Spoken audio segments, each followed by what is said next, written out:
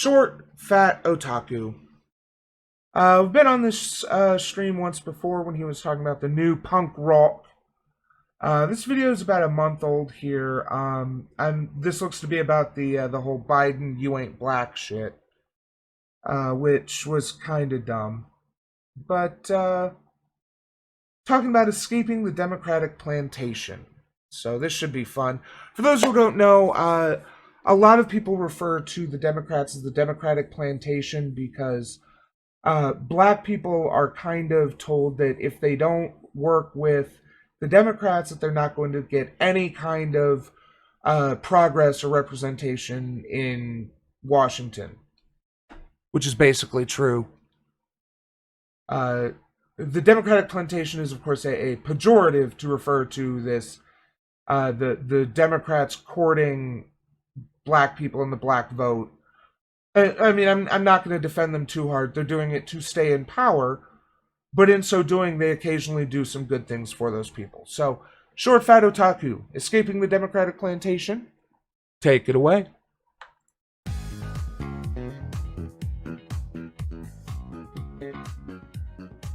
All right. You saw the title of the video. We all already know what I'm talking about today. Let's just play the clip, all right? There's no reason for... Just because King Louis was a good king by the standards of the time doesn't mean he's worthy of a statue. And none of the things you stated are worthy of a statue, particularly in the United States of America, where he wasn't even king. So much, that's really our time. I apologize. You can't do that to black media. I can't do that to white media and black media because my wife has to go on at 6 o'clock. Okay. I'm in trouble. Listen, you got to come see us when you come to New York, VP Biden. I will. It's a long way until November. We got more questions. You got more questions, but I tell you, if you have a This clip is very painful. problem figuring out whether you're for me or Trump, and you ain't black. It don't have nothing to do with Trump. It has to do with the fact I want something for my community. Oh boy, I'd give that gaffe 10 Bidens out of 10. And really, at this point, we don't know where that came from. Was that somehow a result of Biden's well-known speech impediment? Did it come from the fact that he obviously has dementia and is declining before our very eyes? Or is this simply another instance of the Democratic mask slipping, showing us how that party views black people in the United States? Now, Biden is being... So in our two-party system, you're basically left with two choices. Either the way the Democrats view black people, which is, depending on the Democrat, they either view them as a noble savage means to an end, or in the progressive Bernie Sanders AOC wing of the party, as a whole person deserving of equal rights. And obviously Biden comes from the latter, or the former end of the party. But that's still better than the seeming general Republican view, which is that black people are savages who need to be controlled to prevent their warrior genes from taking over and destroying the world or something. I don't know. Republicans are all racist. Most Democrats are also racist, but they're less obvious about it than Republicans. Dragged on the internet, and rightfully so. A white person telling black people how to be black just seems ridiculous on the face of it. So it's not just conservatives and Republicans coming after him. It's centrists. It's Bernie bros and other never Biden types on the left. And yes, it's black people of all political persuasions. But you know who's not coming for him? The mainstream media. Analysis by John Blake of CNN. What Biden said was outrageous, but some say so was the reaction. Mainstream media carries water for chosen Democratic candidate. News at 11. Really? The fact that they admitted that it was outrageous, this is civility politics. This is... Oh, we know what he said was dumb, but you didn't need to tell the world it was dumb. We all knew it was dumb. Good boy. Oh, really? You think the problem with the situation is not the brain-dead stuff that Biden said, but the fact that everyone's mad at him? Remember, this is coming from the same outlet that threatened to dox somebody because they made a wrestling gif of Trump slamming the CNN logo. I'm not saying Biden's not getting dragged, he is, but there's some obvious hypocrisy here. If this were anybody else but the Democratic presidential nominee, the media would be publishing article after article, it would be all over the news cycle, they wouldn't let it go. But because it's Biden, they're publishing propaganda instead. And man, if you go to Twitter and you look at...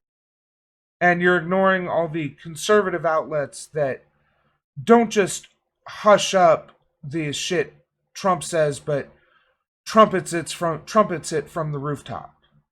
Okay. Like, what the hell was it? God, there's so many things. Trump said something recently, and a bunch of his bootlickers came to his defense saying, oh, it was just a joke, he was kidding, blah, blah, blah. To which he then said, I don't kid. What the hell was that?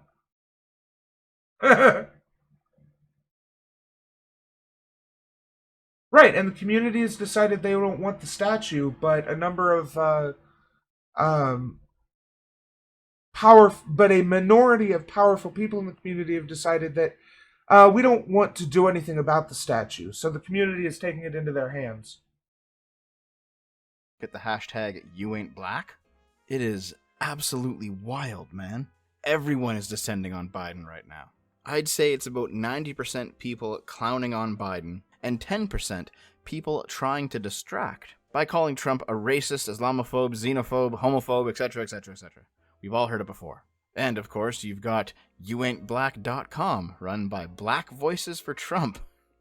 Text woke to 88022. It is so strange to see, like, basic political maneuvering and normal election punditry turn into shitposting. Radical leftists have often said that everyone and everything is racist. Everything is sexist. Everything is racist. Oh, Jesus. Still using this Anita Sarkeesian clip in 2020. Are you fucking kidding me? I've talked about this briefly before on this channel. This is her literally saying that when you first start learning about systems, you start seeing everything is racist, everything is sexist, and you become really annoying. And then you kind of learn a little bit more, and you realize, yes, everything is racist and sexist, but it doesn't help to harp on about it. You need to work with solutions and work with trying to change that. So yes, even though everything is racist, not everything is racist. Most systems, at least in America, are somewhat racist. Then you gotta deal with society as it is. But the fact they're still using this clip in 2020 is just fucking mind-boggling. Everything is homophobic, and you have to point it all out. And I mean, there's an obvious problem with that right on the surface of it. Pointing it out doesn't actually change anything. But more importantly, if everyone truly is racist, and it's subconscious, you can't even change it, then it's almost like their crusade is a fool's errand, if that makes any sense. The best you can hope for is, despite your biases, do you treat everyone fairly? If so, then that's probably good enough. And frankly, the left doesn't right now. But okay, if that is good enough for an individual actor, but it's not good enough for a system. Remember, systemic racism doesn't mean that the racism that everyone involved in the system are racist. I'm wholesale stealing this from a tweet I saw on Facebook. Systemic racism does not mean that all the people involved in a system are racist. It means that even if there were zero actual racists involved in the system, it would still have racist outcomes. And that is what we mean when we have a systemic racist society here in America. There are certain aspects of our society which disproportionately disenfranchise and affect black and brown people, minorities, and support and lift up non-minorities, white people. That is what we need. So to say that the society is that there's a systemic racism means that everyone involved is racist, that's just stupid deflection. There doesn't need to be actual racists for a system to be racist. If everyone is racist, then surely everyone on the left is racist, right? And surely we should hold them accountable for their racism the same way that they hold literally everyone else accountable for their racism. But of course they don't actually want that to happen. When they say everyone is racist, what they mean is if you're not constantly self-flagellating about how racist you are, Not self-flagellating, self-reflecting. Because yes, if you grew up in America, you have some deep-seated racist, sexist, homophobic, transphobic ideas and beliefs. It is up to each individual to self-reflect and realize when those ingrained beliefs are affecting their behaviors and self-correct. Now, you can do this with the help of some friends if they know you well enough and you know them well enough to trust them to call you on this behavior. And that is something that a lot of people try to cultivate, is people who will call them, hey, you know, I don't mind you calling me out when I'm being racist or I'm being sexist or whatever. If I'm making a sexist or racist argument, call me out on it so I can learn. But we recognize that it's up to each individual to self-reflect and get started on that path. Because if you don't acknowledge your racist, your inborn racist tendencies, just as a result of growing up in this society, you don't even have to have had particular racist parents or a particularly conservative or racist area to grow up in to absorb these tendencies. So if you don't have that, then we want to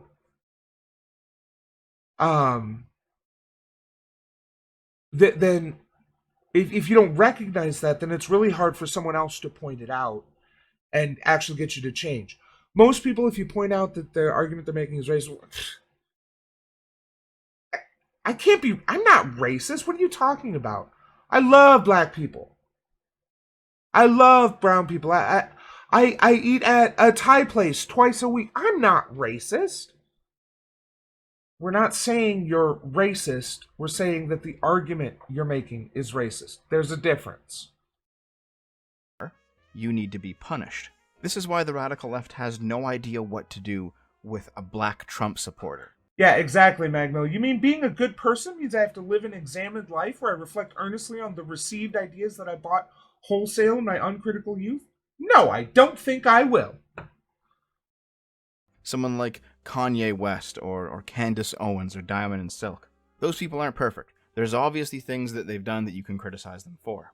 Yo, Taylor, I'm really... It's ironic that this is the least bad thing Kanye has done at this point. Like, remember when there was earnest discussion about whether this was going to end his career or not because of how rude he was to Taylor Swift? And it just ended up being just another dumb thing Kanye did. This or George Bush hates black people. Like, I mean, George Bush probably does hate black people, but you're not supposed to say it. happy for you. I'm gonna let you finish. But Beyonce had one of the best videos of all time. George Bush doesn't care about black people. But voting Republican, or being a conservative, or even being like a centrist or a libertarian is not one of them. The left has this view of the right, where they think that the right simply views black people as genetically inferior, in much the same way that the Nazis did. And because they are genetically inferior, they should be enslaved. Wow, I went straight to the Nazi comparison. Because while we so we can't really prove that your average Republican thinks that black people are subhuman who just were put on this earth to be property of the superior races. We can prove that Republicans overwhelmingly create laws and systems which disenfranchise black people. Like the South Carolina voter ID bill, which was struck down when the court declared that it had targeted IDs that black people were least likely to have with surgical precision. Or how about Mitch McConnell shutting down 95% of polling places in is it Jackson County? So that one polling place had to serve 600,000 people. Especially given that there was an important primary race on the Democratic side between a centrist corporate Democrat and Charles Booker, a black man with explicit progressive policies, who was taking a fight to Mitch McConnell. So, and it looks like Booker probably will win. I actually haven't checked today, but let's see.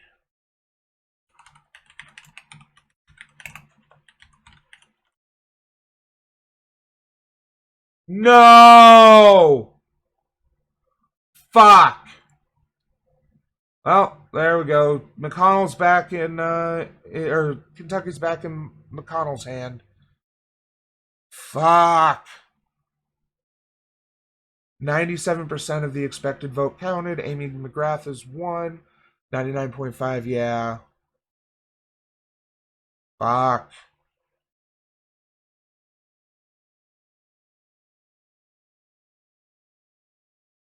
Well.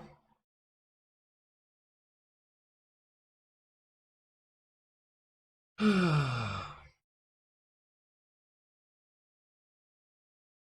mean,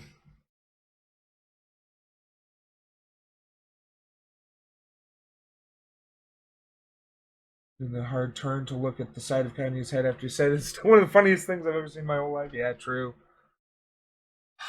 Okay. I guess even Booker couldn't get in, but he came close. And I have to imagine that McConnell's closing of polling places probably had something to do with the progressive black man not doing as well in Kentucky, even with everything else. Like, again, I mean, let me pull that back up.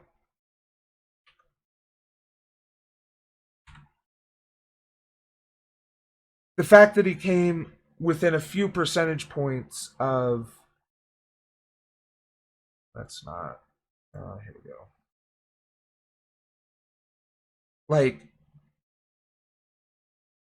2.5, 3 percentage points of victory and less than 16,000 votes. That's close. And I remember seeing someone talked about how more people came out for McConnell than any than came out for all Democrats, but it's much closer than that. And I wonder. I mean, I would support Amy McGrath just because we need to get the turtle out of office. But again, she seems to be pretty much a corporate centrist Democrat. So, but what were we even talking about? Something stupid ShortFatOtaku said. Maybe tightly controlled, maybe exterminated. And I'm sure that there are a very small Yeah, we were talking about how Republicans do everything they can to disenfranchise your average black person while getting wealthy black people to tell them how stupid and wrong they are for thinking that the system is stacked against them. minority of people on the extreme right, the legitimate neo-Nazis, who actually feel this way. But the left's racism towards black people is actually kind of similar. They've given themselves the white man's burden. They view themselves as superior, and black people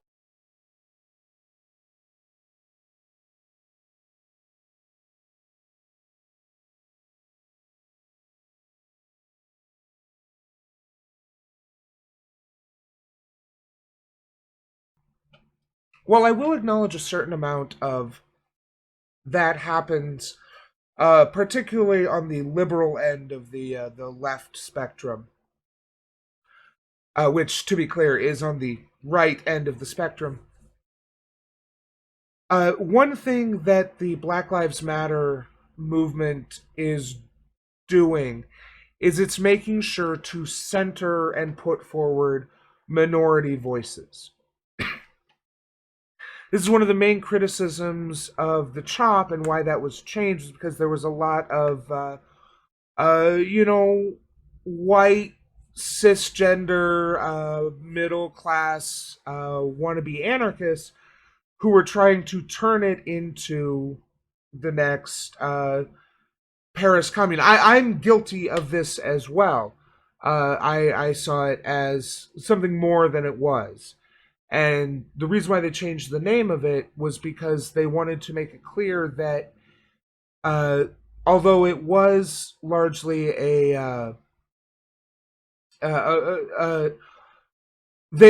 set up the zone to remove cops from the area, they didn't want to completely withdraw from the city, as was kind of indicated by early signs and whatnot. It was just kind of a semi-permanent protest in the heart of Seattle. And on that, it succeeded. There's been a couple of bad things that have happened. A couple of shootings, which, by all accounts, the issue was the cops chose not to respond to them in time, not that they were unable to due to their location or what have you. I mean, the police have a vested interest in making sure that the CHOP looks as bad as possible, so not responding to crimes and shootings in the area, even if they're called in and wanted, is a pretty good way of making it look like a lawless wasteland. The fact that there have only been a few incidents for the weeks that it has existed is more a testament to its strength. And the fact that someone tried to invade the other night and were put down hard by local CHOP security, so, that may be backfiring a little bit on them. As a child race. So, crush my skulls with thighs, please. Good username. But they don't want to exterminate them. They simply want to guide them on the proper path. This is known as the soft bigotry of low expectations. Yes, and it's commonly used to counteract arguments from the left. The difference is that you'll actually find very little of that in actual leftist spaces, of actual real-world organizing and activities. While you will encounter a good deal of that online, a lot of spaces have gotten wise to people using that kind of rhetoric. And it's also the fact that they also use this argument to say, well, you claim that black people are the way they are because of the way they were raised. Well, I was raised in the ghetto and I turned out fine. Or such and such was raised in a poor single mother family, a single parent household, and he turned out, wealthy as fuck, And the difference is that exceptional people, say it with me now, are the exception. Exceptional people will rise to the top no matter what position or situation they're put in. It doesn't matter. If they're exceptional, they're gonna, but not everyone can be exceptional. Not everyone can be sufficiently exceptional to rise above their station, so to speak, to rise above the way they were born, the way they were raised. What we're trying to do, what we want to do, is to create a system which recognizes the impacts how someone is raised has on them, try to prevent the negative aspects of that, like the problems with single-parent homes, parents who... this is a big struggle that I know I had to not deal with personally, but my family had to deal with. The fact that most government assistance pays out up to a certain point, and there's this shitty gray area between when you're no longer qualified for the assistance you were getting, but you're not making the same amount with the assistance. So, and I don't know the exact numbers off the top of my head, but for argument's sake, let's say it's $10,000 a year you can make max, and still get your disability or food stamps or whatever. So if you get, say, uh, $2,000 or $3,000 a year in assistance for whatever, whether it's disability or whatever, then that means that you, in order to get a promotion, you need to go up to making $13,000 or $14,000 a year. Otherwise, you lose money. This traps so many people because they can't survive in the intermediary position between, the hypothetical numbers I'm using here, $10,000 and $13,000. They can't work their way up, so they either have to stay stuck, like my dad has, still making like $8.50 an hour because that's the most his boss can pay him without him losing his disability benefits, which precludes him getting a job that would pay him enough that he wouldn't need the disability benefits. So this is what happens with the system the way it's set up. If we set it up so that we didn't try to starve people in order to get them to qualify for these benefits, if we recognize that as a society, we produce enough of everything to give everyone a dignified life, but we don't because there's a handful of people who want to make all the money, or excuse me, there's a lot of people who want to make all the money, and there's a handful of people who already are and want to perpetuate that. Instead of creating a society that would allow you to actually do something, because the reason why most people want money is so they can do stuff. Whether it's travel, whether it's write, whether it's draw, whether it's sing, whether it's, become the best possible Go player out there.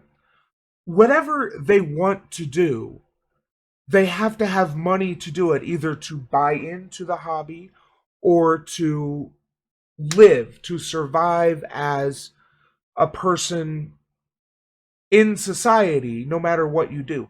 This is also why so much emphasis is put on monetizing your hobbies. Oh, you like to draw? Why don't you put up a commission? You like to sing? Why don't you put your music out on SoundCloud? You like playing video games? Why don't you stream it or record it and put it up on YouTube so that you can get ad money? I mean, not gonna lie, part of the reason why I'm doing this every day like this is because I want to make a career of this. I want to survive living off of streaming to you guys. But I also enjoy doing this. I enjoy getting on here and talking to you guys about different stuff. I enjoy learning about this and reading about this. This is what you can do if you don't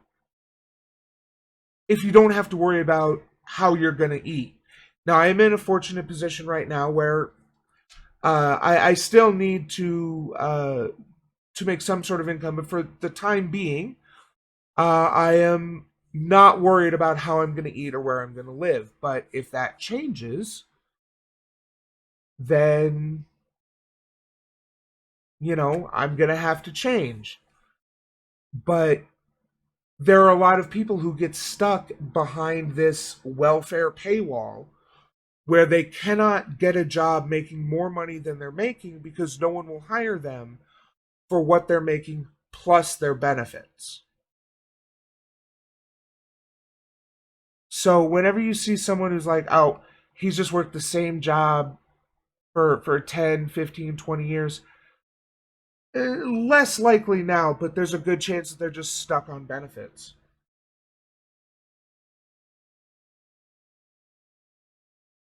Where you don't want. And there's a reason why groups like Amazon and Walmart puts so much money into preventing the raise of the minimum wage and preventing benefits from being available at higher incomes because they subsidize their workers on food stamps and public assistance because they know that they can't survive on the $8.25. That's why Amazon raising their minimum wage to $15 an hour and Target doing the same. There's a couple other companies that have raised their corporate minimum wage to $15 is fucking huge. Want to see a group enslaved or destroyed. You simply want to see them stripped of all agency and become a class of people who are completely dependent on the state. Black I've already talked about how this isn't what we want, so skip to plaid. conservatives, black libertarians, black centrists, even black center lefties are often slandered with terms like Uncle Tom or house nigga, or most commonly of all, race traitor, by the Whoa! He just said it. He said the word. Good for you, kid. Did you get a thrill out of that? But I mean, no. We reserve. First of all, I would hope no one on the left would use the house N-word term like that. Wink, wink, nudge, nudge. But as far as Uncle Tom's, we don't refer to anyone liberal or left as Uncle Tom's generally.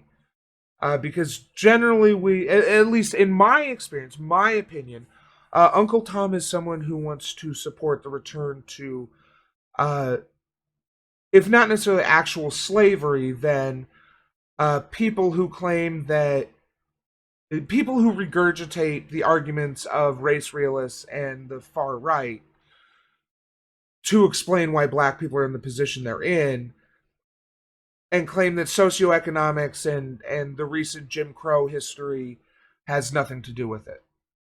the radical left. Sometimes by like Black Lives Matter activists, sometimes by white college-aged SJWs. Oh man, I hope I can find the video so I can put it in.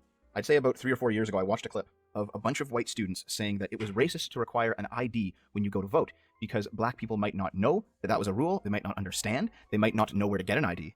And then it immediately cut to a bunch of black people who were like, yeah, I know where to get ID. You just gotta go down to the DMV. It's right here. Here's the address. Do you have an opinion of... So, okay, let's go ahead and watch this video, because I know about this argument. voter ID laws? Yeah, they're usually pretty racist and they're bad. I think voter ID laws are a way to perpetuate racism. Would you go as far as say that those laws are racist? For sure. Do you think it suppresses the African American vote? Definitely. Because they're less likely to have state IDs. Minority voters are less likely to have the kinds of IDs that have been described or required. These type of people. So there's a reason why he's using the language less likely. You can find any group of people of any ethnicity or nationality who have the ID in question. But again, to reference back to the South Carolina law, they specifically went through and picked out IDs that black and brown people were least likely to have. Texas did the same thing. They specifically look for IDs that black people are less likely to have. There's a variety of reasons for this. This could be something like a driver's license, which felons lose or can lose access to as part of their punishment. This could be some sort of other ID that they're less likely to have. And this is also ignoring the fact that if you're black, you're more likely to be poor. And if you're poor, you're less likely to have the time to go to the DMV and get your license renewed, get your ID renewed. Particularly if you're working 2 or 3 jobs. Like if you have to work from 7 a.m. to 3 p.m. and then have to go to your next job at 6 p.m., do you really think you're going to be able to squeeze in a license renewal in that 2-hour window before they close? Maybe, if you can get in and get out, but then you don't have time to eat, shower, maybe catch a nap. This is the same. All of this also holds true for voting, and why closing voting sites in minority neighborhoods is active voter suppression, because you're meaning that they have to go further out of their way and take more time, which they probably don't have in order to vote. People don't live in areas with easy access to DMVs or other places where they can get identification. Do you have ID normally? Do you carry ID around? Yes, I have state ID. Do you carry ID? Yes, I do. Do you know anybody, any black person who doesn't carry ID? No. Everyone that I know has ID. Why would they think they don't have ID? Also, keep in mind the location he's asking this question. This looks to be a fairly upscale part of town. I mean, we've got some tagging and laundromat in the background, but this is also someone on their iPhone. This is not the kind of person we talk about who may have trouble getting to an ID. And again, this may be someone who isn't considering the idea of how difficult it can be to get an ID, because maybe she makes enough at her one job that she only has that one job. Or she's never had to work two jobs. She's just, always kind of gotten by. Like, I've never worked two jobs, but I have sufficient empathy to recognize that having two jobs would make it very difficult to do a lot of these things that require you going in person to do. Like getting a new driver's license, like getting a new form of state ID. And that's ignoring that, yes, there is a higher degree of criminality in black neighborhoods. So they're more likely to be the kind of people who will, I can't go get an ID. If I go to the state house, I'll be arrested. Or think they would be. Again, American education system, even if they make it through, turns out idiots of all races. That's a lie. Why would you say that? Do you have ID? Yes. Because I have my ID and my friends have their ID, so we know what we need to carry around. Everybody that I know have ID. Like, that's one of the things you need to walk around with New York with. Legit IDs. I heard a lot also that black people can't figure out how to get to the DMV. Really? What does that say to you?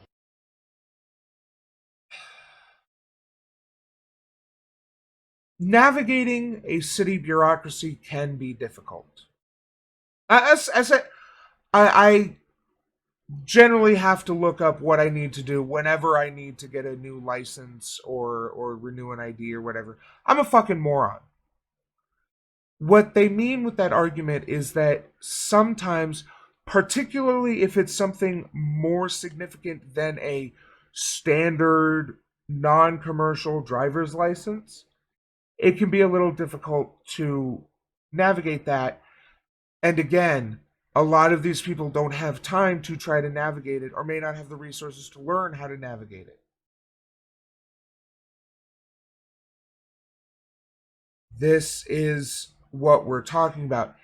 Individual black people that you talk to will have ID and know you need to have ID and know how to get ID.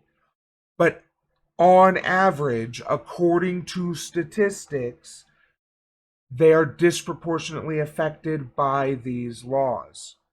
And again, the whole point of voter ID laws is that they don't specifically target a race in the language, but they make sure, not as a rule, but generally how they end up working out, is they they use IDs which specific groups of people are less likely to have, which means you will sometimes get white people disenfranchised by these laws.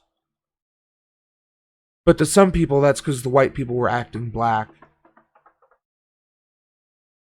But also it's because they are affected by the same class interests that black people are. It's that intersectionality. There are ways in which things which are meant to affect black people also affect white people, and that's why they're all bad. Aside from the whole specifically engineering things to make sure that certain people don't have a say in their society, it also harms their own people. So it's not even as cut and dry as they think it is. I know it's at 125th Street. Do you know where the DMV is, Ryan? It's on 125th Street and 3rd Avenue, I believe. You know how to get there? Yeah. Do you have a problem getting there if you have to get there? No. I understand why calling somebody a race traitor because they have different politics. Taking away their black card, telling them they're not really black. I can see why that is a powerful weapon that those on the left wield against the black community. So generally, I only see that in earnest with black people to other black people. I've certainly seen a couple of people try to pull the "you ain't black" card, especially since Biden said it, but I don't generally see this as something that people on the left do. Oh, you're not real black people. Oftentimes, what I see is we'll talk about how they don't understand this condition or that reason or what have you. Not necessarily these people. I'm sure you cherry-picked people in a nicer part of town to make sure that you didn't get any of the people who are likely to be. And I'm sure if anyone did give you the wrong answer, they just hit the cutting room floor. But, sure. Because the black community, at least in the United States, is based on the horrors of slavery, and more recently, the horrors of fatherlessness and drug addiction. There's an entire generation of lost black children out there who grew up with one parent who was most likely addicted to something or other. And then those people raised in that environment are told that everything that's happened to them happened because of systemic racism, because it's the white man's fault. Because several hundred years ago, white people who no longer exist enslaved. Oh boy. We're already at 41 minutes. There's just so much wrong. There's just so much wrong. Because it's not that systemic racism is not white men 400 years ago who made decisions and those rippled down. It's that those decisions were codified into law and that they haven't been reformed as we've realized the effects they're having on certain groups of people.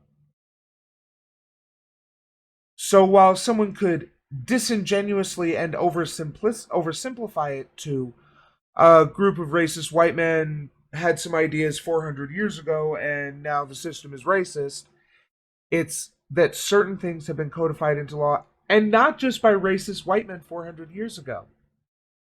Some of these laws are 30 years old, less than 30 years old, like the fucking crime bill. And some are less than a year old, like some of Trump's excremental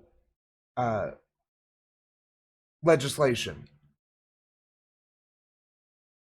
So it's that these different systems and the way they interact with society, which have racist outcomes, which demonstrate systemic racism.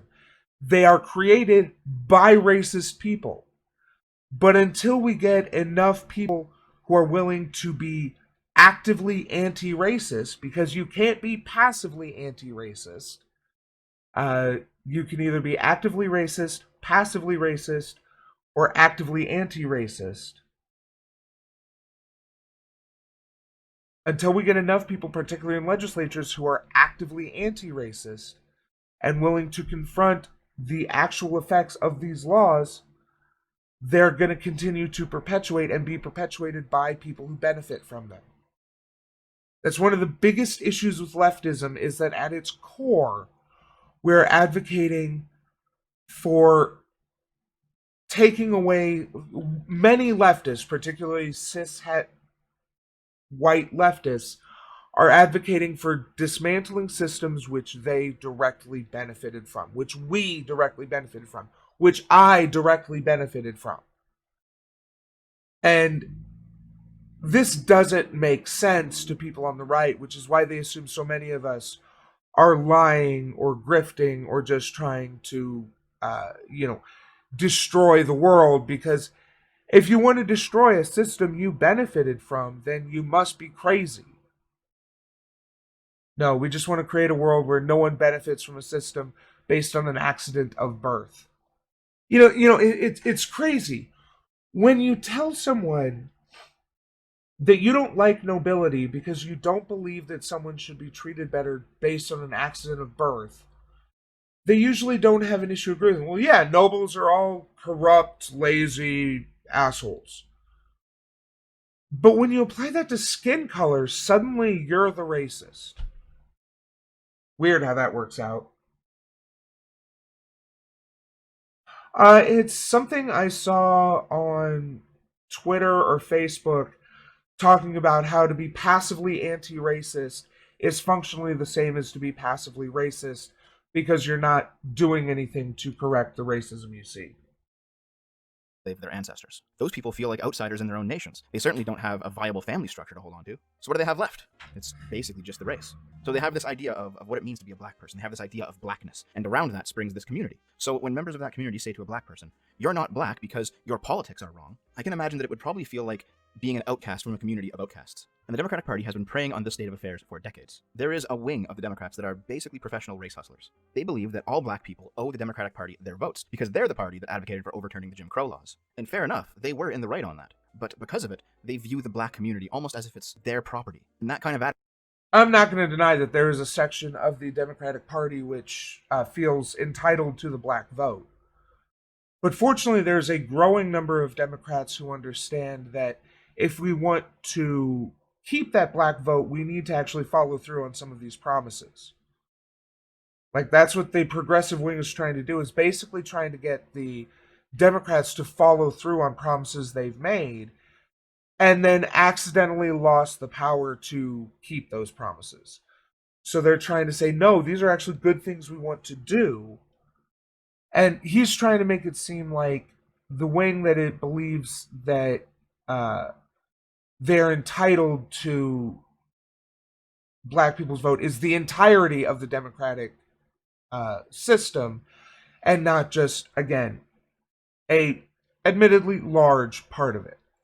Attitude strips black people of their agency. But the cold hard truth is, there is no political blackness. No politician is owed your vote simply because of the color of your skin. Joe Biden's comments are probably just the ramblings of an old man who is in his declining years. But at the same time, because Biden is literally losing his mind, that means he's more likely to go complete mask off, which is what he did. The way the Democratic Party views black people is their inconvenient truth. That isn't mask off. So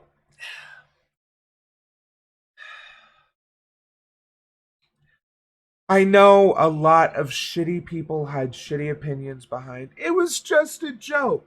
That's literally was probably the number one defense of Trump by semi-reasonable people.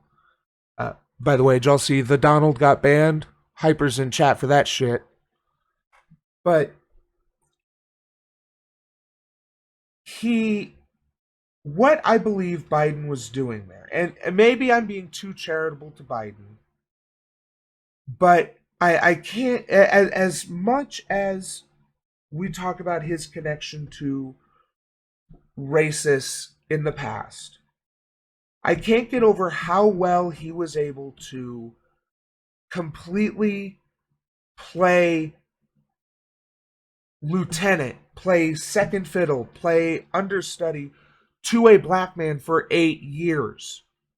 There was, to my recollection, never any instance of, oh, did you hear what Biden said about Obama? No, it was lockstep, fully supporting him. Now, Obama didn't really push a lot of stuff that would be considered like incredibly progressive, mostly because he ended up fighting over the Medicare, over Obamacare, the ACA, for his entire presidency. And I do wonder if he had been able to get it through, if he may have moved on to some of his other targets. But I can only go by what he actually did, which was very little. The Paris Climate Accords, the Iran deal, and aside from ACA, there's one other big one that Obama did. But other than that, he didn't really have anything. And so maybe that was easier for Biden to move in lockstep. But what I think he was doing with that statement was in his fuzzy mind. And while I do think he's maybe, I think he's lucid most of the time. I think he's just, his concentration slips a little bit, and that's when some of these major gaffes come out. They just look really bad when you just edit them all together, one after the other. What I think he was doing was he was doing his idea of an in-group, out-group joke. He was trying to say, I'm with the black community. I'm solid in here. So as you would say, if you don't vote for me, you ain't black. And that's not Biden's call to make. Like I said, I have witnessed some black people saying, if you believe X, you ain't black. And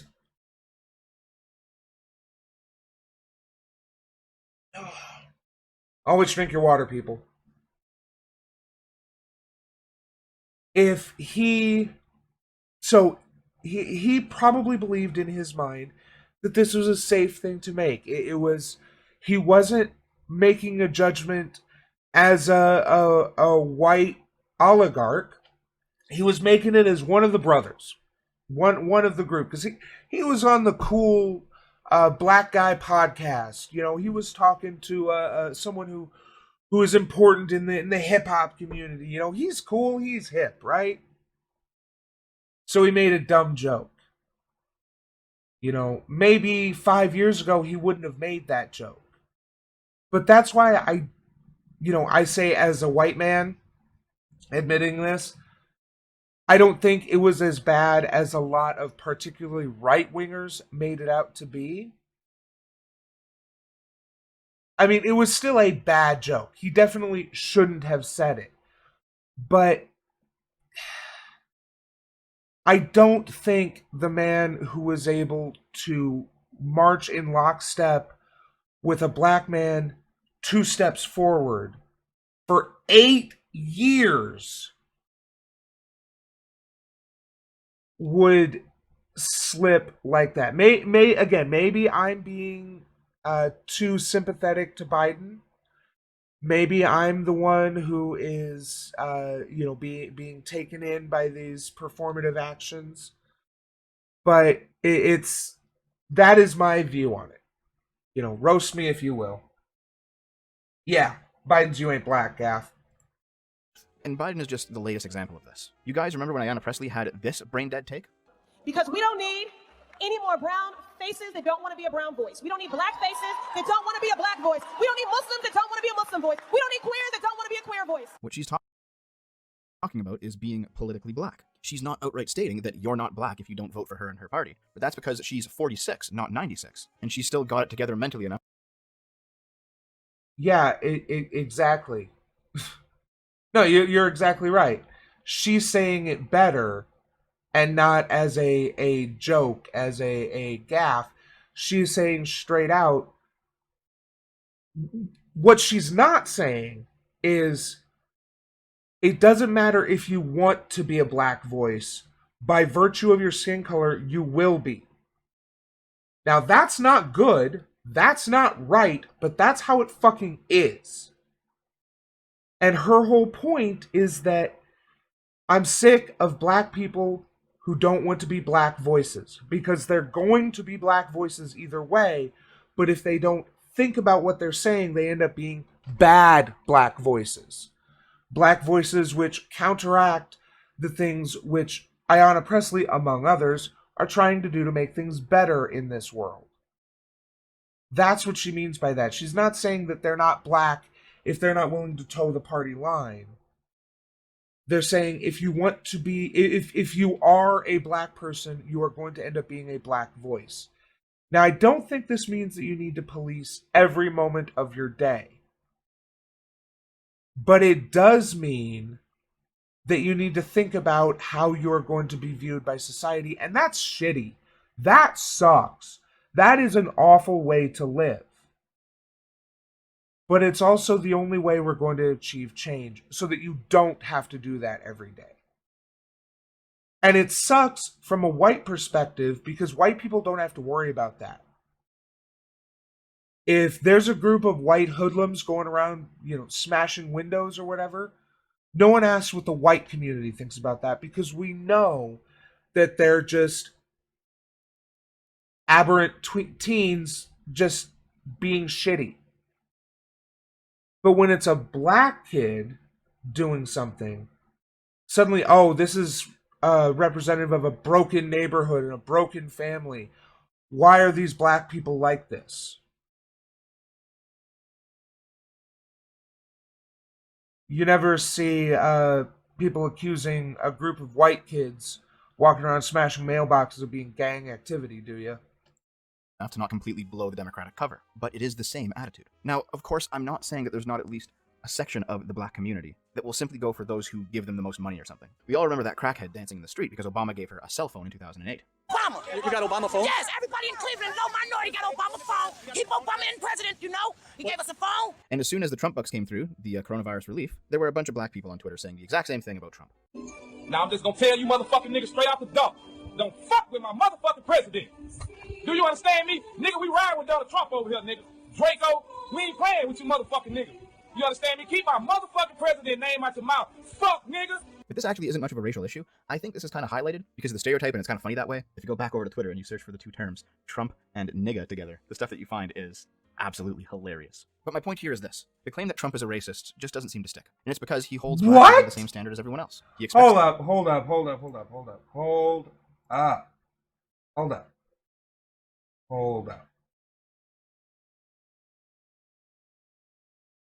up.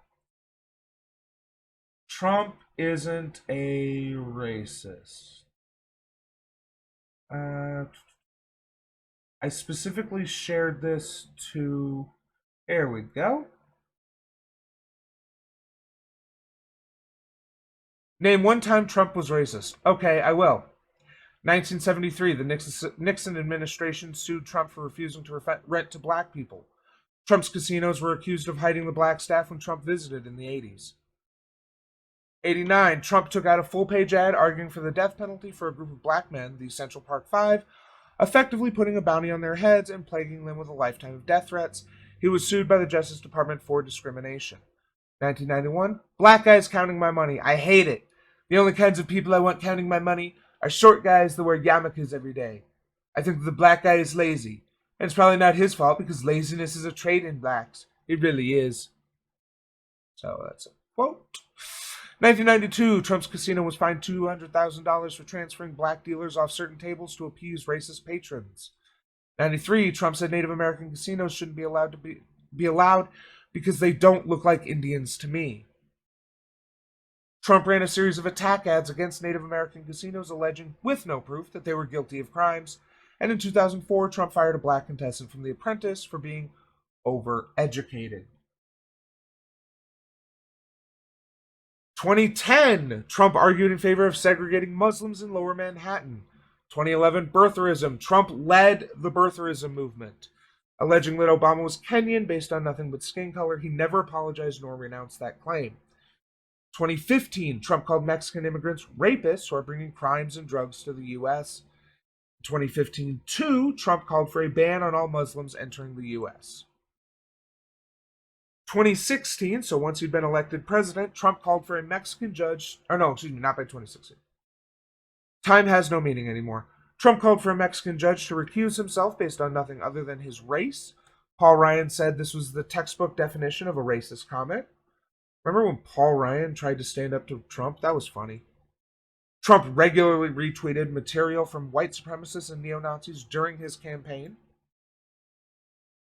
Still in 2016, he tweeted a picture alleging that Hillary was Jewish or controlled by Jewish people. Trump campaign adopted Nixon's law and order rhetoric, which was based in racial fear-mongering. Still in 2016, he told black voters, "What do you have to lose?" Finally, in 2017, he asked a reporter to set up a meeting with the Black Caucus simply because she was black.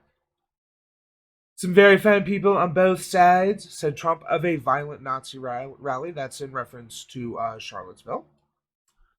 2017, Trump said people from Haiti all have AIDS, and people from Nigeria would never go back to their huts after seeing America. 2018, Trump called Haiti and African countries shitholes, and Trump referenced the Trail of Tears to mock Elizabeth Warren, so classy. In 2019, he tweeted that 4 black and brown congresswomen should go back where they came from. This was in reference to the squad, 3 of which were born in America. Then attacked Elijah Cummings, then Baltimore, then Al Sharpton. And just this year, he called black protesters thugs, just days after calling white protesters very good people. Then he threatened to direct the military to shoot the black protesters in the street, translate Trump. So, what's that again about Trump being not racist? Not being able to stick? Them to be decent people. He expects them to be responsible. He expects them to take charge of their own lives. All right, I'm done with this. I'm done with listening to him lie about reality. The fact of the matter is that for the last 40 or 50 years, The Republicans have steadily gotten more exclusionary and more racist, and the Democrats have gotten less exclusionary and racist, and in most recent years has tried to become more progressive. So the fact of the matter was that if they didn't want to vote in the slave masters, despite who the slave masters actually were during the antebellum South, Democrats were the best way to go. And in our two-party system, there really is only one choice if you want to try to create a better world. Democrats may not want to win, but unfortunately, they're the only way to stop the Republicans. So that is why so many black people feel like they have to support the Democrats, despite two individual things you can point to the Republicans have done. And ShortFatOtaku is just dumb and lying. Definitely lying.